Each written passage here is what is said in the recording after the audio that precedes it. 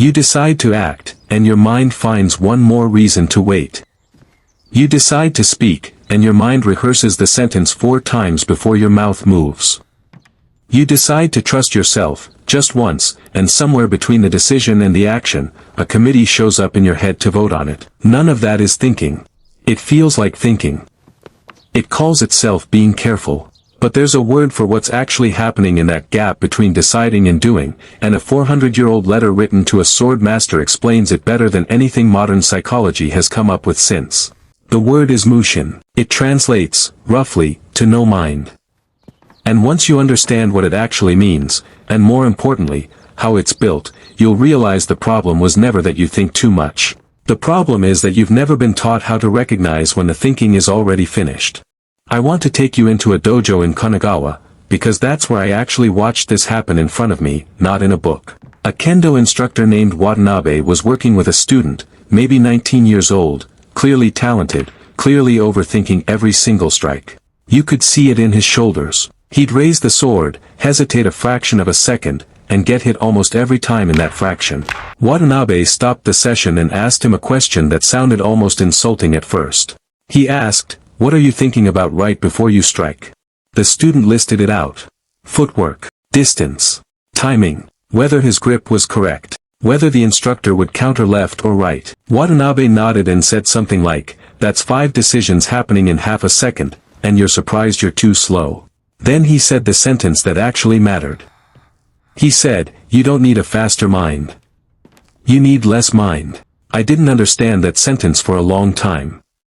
It sounds like nonsense on the surface, maybe even like an excuse for not thinking things through. But over the following weeks, watching this same student train, I started to understand exactly what Watanabe meant, and it completely changed how I think about every decision I've made since, on and off any kind of mat. Here's the uncomfortable research behind why this actually matters, and it's not just old sword wisdom, it's been independently confirmed by modern cognitive science. Sion Bailok, a cognitive scientist who spent years studying performance under pressure, documented something she called paralysis by analysis. Her research on skilled performance, including golf putting, found that consciously monitoring a well-practiced movement can interfere with the automatic processes that normally guide it. Golfers who think carefully about their swing mechanics mid-swing perform worse than golfers who just swing. The reason is that your brain has 2 very different systems for handling a task. One is slow, deliberate, and conscious. The other is fast, trained, and largely unconscious, built from repetition until it doesn't need conscious oversight anymore. These 2 systems interfere with each other. The moment you force the slow, conscious system to supervise something the fast system already knows how to do, you don't get double the accuracy. You get static. You get exactly what happened to that kendo student, hesitating in a fraction of a second his trained body already knew how to fill. Most of the decisions you agonize over aren't actually complicated. They're decisions your judgment already knows the answer to, decisions you've effectively practiced through years of lived experience. But you keep forcing your slow, conscious mind to supervise them anyway, out of habit, out of fear, out of a belief that thinking harder always means deciding better. Past a certain point, it just means deciding slower, and often worse. So what actually is Mushin, beyond the dictionary translation of no mind? The concept comes most famously from a letter written by a Zen monk named Takuan Soho to a sword master named Yagyu Munenori sometime in the early 1600s. Munenori was already one of the most skilled swordsmen in Japan, but in the moment of actual combat, his mind kept stopping on individual thoughts, this stance, that opening, that counter, and each stop was a fraction of a second where he was vulnerable. Takuan's teaching centered on what he called the abiding place, the specific spot where the mind gets stuck when it fixates on any single thing. If your mind stops on your opponent's sword, it's not free to respond to his feet. The goal of Mushin wasn't to think about nothing. It was to let the mind move like water, never settling anywhere long enough to become a target for its own attention. Mushin is not emptiness.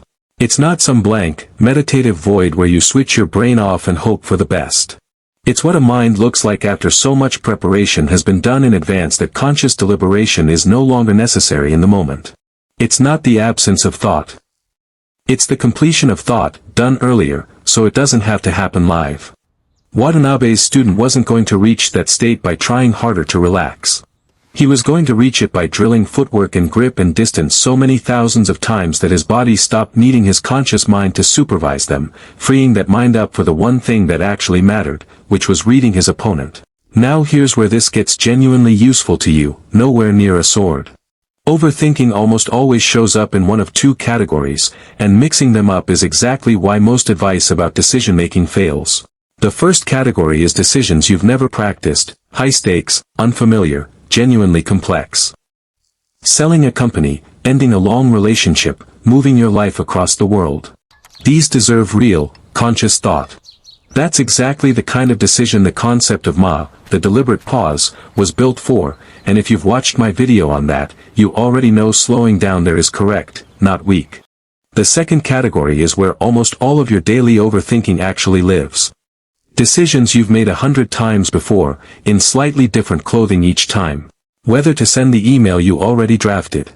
Whether to speak up with the idea you already know is good. Whether to make the call you've been avoiding for 3 days. Your judgment already solved these, probably within the first few seconds of considering them. Everything after that is an analysis.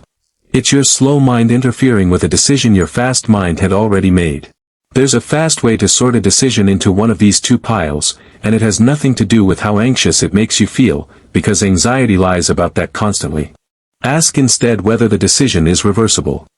Trying a new approach at work, sending a message, picking a restaurant, testing an idea for a week, these are almost all reversible. You can act, watch what happens, and adjust. Selling a house, ending a marriage, quitting a stable job with nothing lined up, these are much harder to undo, and they deserve the weight you're probably already giving them. Most overthinkers apply the same intensity of analysis to both categories, treating a dinner choice like it carries the same risk as a decision that can't be reversed. It doesn't, and once you start sorting by reversibility instead of by how nervous something makes you, an enormous amount of the daily noise falls away on its own. There's also a distinction worth making between two things that feel identical from the inside, but aren't. Clarity and certainty. Clarity means you know what you know. You've looked at the situation, you understand your own priorities, and you have a reasonable read on what makes sense. Certainty means you know what will happen. And here's the trap almost everyone falls into without noticing. Most overthinking isn't actually a search for clarity. Clarity usually arrives fast, often within the first few minutes of really considering something. What keeps people stuck for hours, or days, is chasing certainty instead, which is a search that can never actually finish, because no amount of thinking can guarantee an outcome that hasn't happened yet.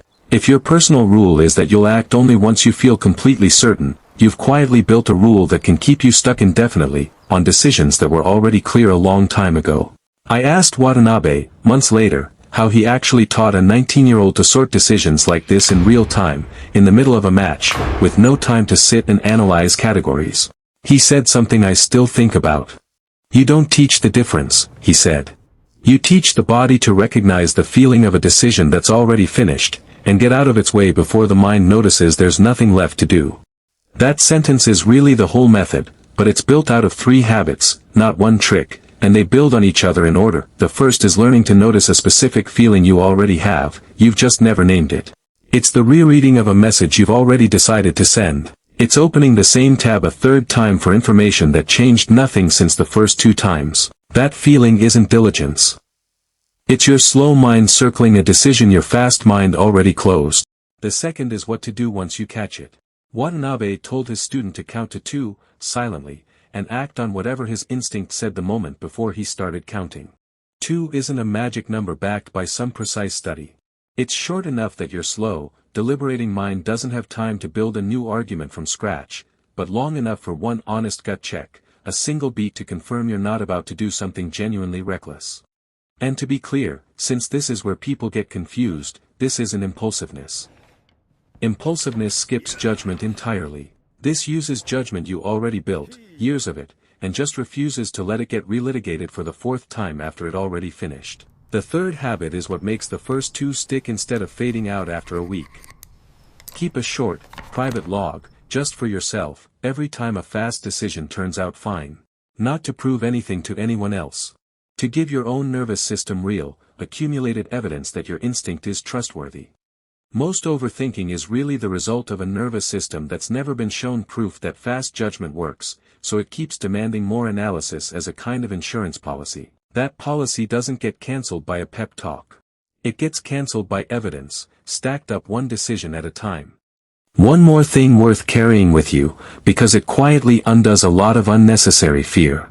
Most people ask themselves, what if I make the wrong decision?